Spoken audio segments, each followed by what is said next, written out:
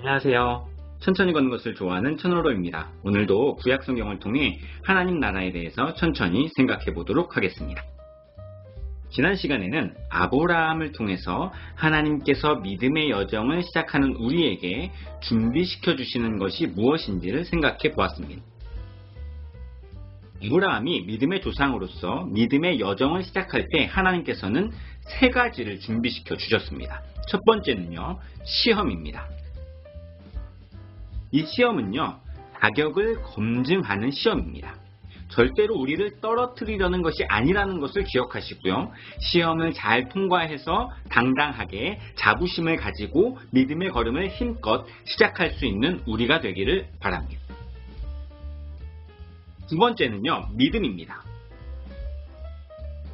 믿음이 없이는 믿음의 여정을 시작할 수 없기 때문에 하나님께서는 우리 안에 믿음이 있는지 없는지를 확인하십니다.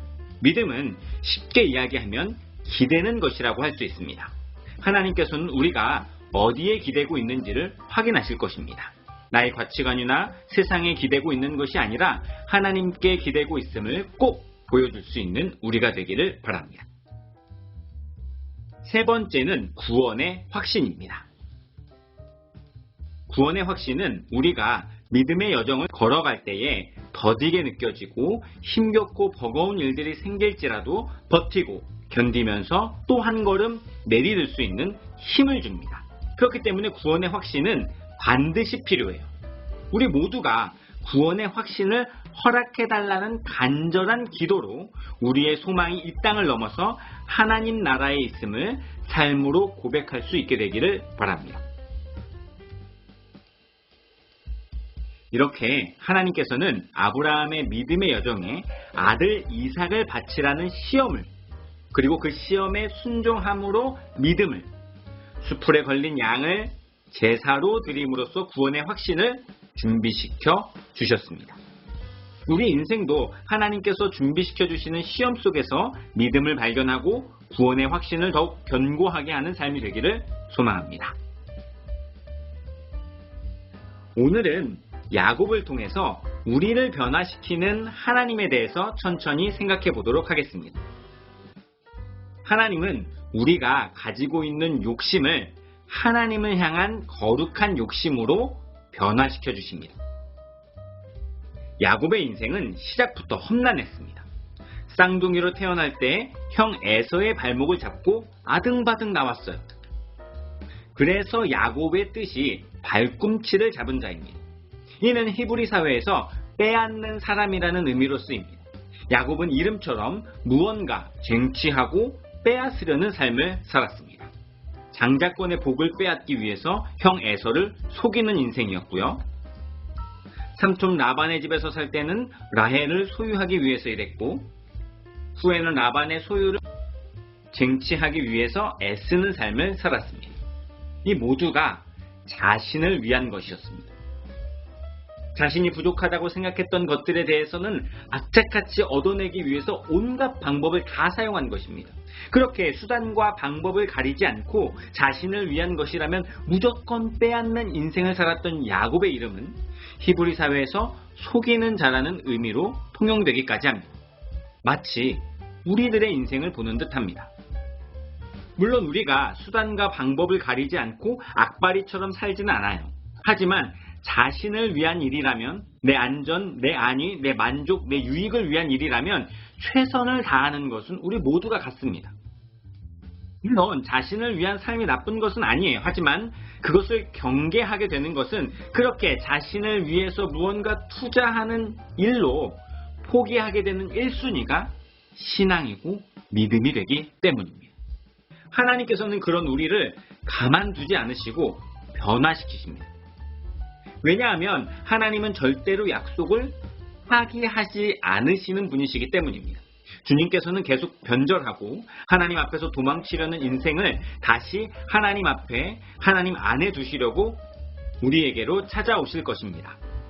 오늘 본문에서도 야곱은 혼자 어떻게든 살아보겠다고 모든 것을 먼저 형 에서에게로 보내고 홀로 남아 있었는데, 그때 하나님께서 찾아가셔서 씨름을 정하신 것입니다. 야곱은 자신을 위한 삶의 끝에서 이제는 찾아오신 하나님을 붙잡는 인생으로 변화됩니다. 자신을 위해 무슨 짓이든 했던 야곱은 이제 하나님을 어떻게든 붙들기 위해서 애쓰는 인생이 된 것입니다. 이렇게요, 하나님을 붙드는 인생으로 변화된 야곱에게 하나님께서는 이름까지 바꿔주십니다. 이름을 바꾼다는 것은 정체성을 바꾸는 것과 같습니다. 야곱의 정체성은 속이는 자였습니다. 야곱은 이름처럼 자신의 유익을 위해 늘 남을 속이는 인생을 살았어요. 행동이 바뀐다고 해서 남을 속이는 인생이 완전히 바뀌지는 않습니다. 행동의 교정과 함께 속사람의 교정도 이루어져야 완전히 새로운 삶이 되는 것입니다. 그래서 하나님께서는 야곱에게 이스라엘이라는 새로운 이름을 주십니다. 하나님과 겨루어 이겼다는 뜻으로 성경에 나와 있지만 조금 더 정확한 단어의 해석은 하나님과 더불어 힘을 얻어 강하게 된 자라는 뜻입니다. 겨루다라는 단어가 다투어서 힘을 가진 것으로 해석이 되었고요. 이겼다는 것이 강하게 된 것을 의미한다고 할 수 있습니다. 즉, 이제 야곱은 하나님의 통치하심 가운데서 하나님께서 주신 힘으로 승리하는 인생을 살게 되었다는 것입니다. 하나님의 통치 가운데 있기 때문에 이제는 자신을 위해 애쓰는 인생이 아닙니다. 하나님의 통치를 받기 위해 애쓰는 삶으로 변한 것이죠. 그렇게 수단과 방법을 가리지 않는 인생에서 하나님께서 주시는 힘으로만 싸우는 인생이 된 것입니다.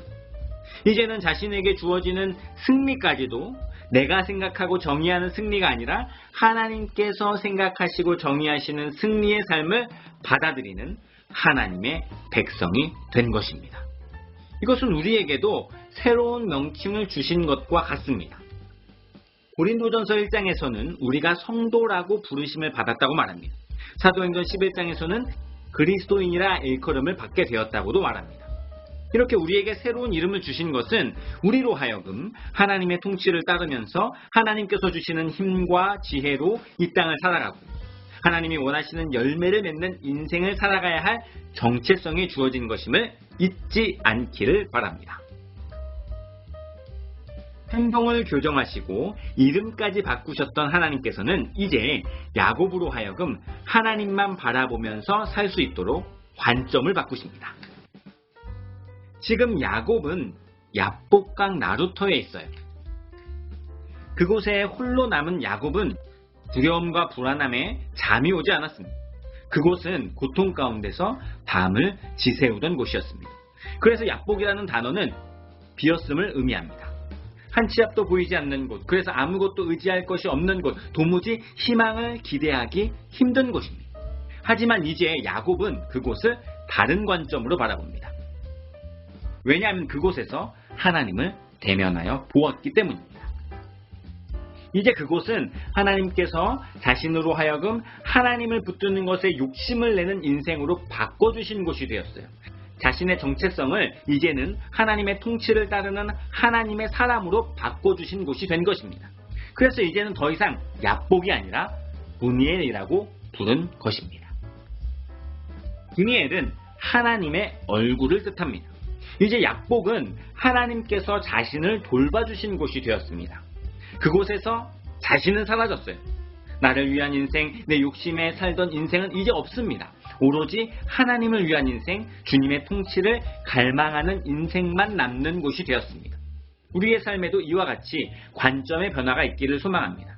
야복과 같이 온통 아무것도 보이지 않는 인생 속에서 브니엘이신 하나님의 얼굴을 발견할 수 있는 우리가 되기를 바랍니다.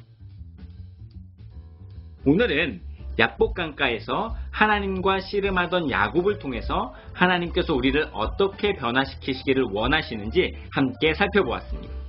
하나님은 언제나 우리가 하나님을 바라보고 하나님의 뜻에 따라서 살아가기를 간절히 원하십니다. 그래서 야곱과 같은 우리의 인생을 이스라엘로 바꿔주시는 거예요. 자신보다 하나님을 더욱 갈망하는 인생으로, 주님의 통치를 따르면서 주님의 방법대로 살아가는 인생으로, 아무것도 보이지 않는 공허한 인생 속에서 하나님을 바라보는 인생으로 우리를 바꿔주시는 것입니다. 그 씨름의 현장은 바로 기도의 자리입니다. 이게 우리의 기도가 우리의 상황과 환경을 바꾸는 기도가 아니라 우리 자체를 바꾸는 기도로 변화되어서 놀라운 응답으로 이어지기를 주님의 이름으로 간절히 소망합니다. 지금까지 천천히 걷는 것을 좋아하는 전로로였습니다.